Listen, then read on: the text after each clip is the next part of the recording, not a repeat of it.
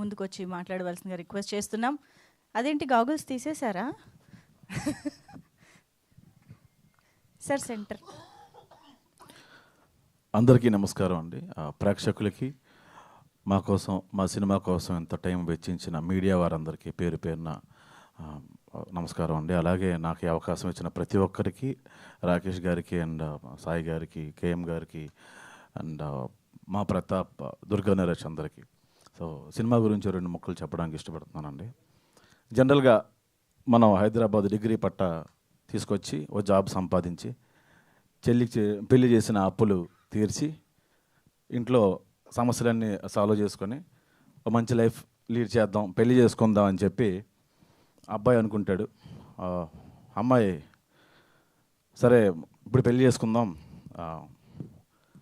తల్లిగా, గృహిణిగా, భార్యగా ప్రూవ్ చేసుకుందాం అని ఒక గొప్ప ప్రారంభం కోసం ఎదురు చూస్తూ ఉంటుంది. అబ్బాయి ఈ సమస్యలన్నిటికీ ముగింపు కోసం ఎదురు చూస్తూ ఉంటాడు.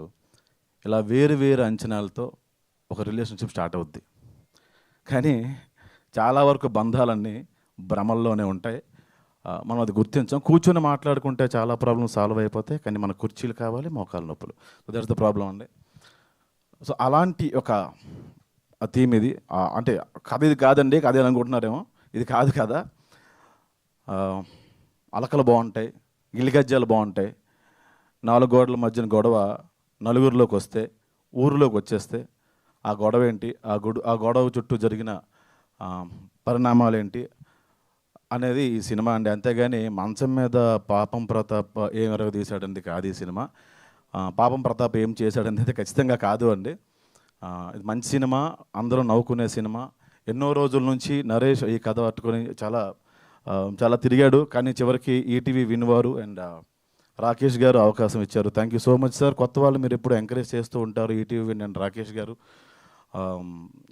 ఆ విషయంలో దాన్ని ఏమంటారు, మిమ్మల్ని ఖచ్చితంగా మెచ్చుకోవాలి సార్. ఒక అనగనగా లాంటి సినిమా, లేకపోతే ఇప్పుడు వచ్చిన పాపం ప్రతాప్, 2 అనగనగా మీకు ఎంత మంచి ఆ పేరు తీసుకొచ్చిందో ఈ పాపం ప్రతాప్ కూడా అంతే మంచి పేరు తీసుకొస్తుంది. అండ్ మా తిరువీర్ ఈజ్ లైక్ ఫ్యామిలీ. ఎప్పుడైనా ఆకలిస్తే నేను నరేష్ మంచి ఫుడ్ తినాలనుకుంటే తిరువీర్ ఇంటికి వెళ్ళిపోతాం, అంత మంచి ఫ్రెండ్. ఇప్పుడు అతని గురించి ఎక్కువ చెప్పను, ఎందుకంటే ఇంకా చాలా ఈవెంట్లు ఉన్నాయి, మనం దాని గురించి మాట్లాడుకుందాం ఉండాలండి డెఫినెట్గా. అండ్ ఇంకొక విషయం చెప్పాలండి, నేను ఈటీవీతో పనిచేశాను కాబట్టి నాకు కొంచెం అనుబంధం ఉంది ఈటీవీతో. ఈటీవీ వినే వాళ్ళకి ఈ మధ్యన కొంచెం అదృష్టం పట్టేసింది. ప్రతి సినిమా హిట్ అయిపోతుంది అని చెప్పి అందరూ అనేస్తున్నారండి. సంస్థ అంటేనో, ఈటీవీ విన్ అంటేనో గోడలో, లేకపోతే కుర్చీలో, బెంచీలో, ఫ్యాన్లో కాదండి.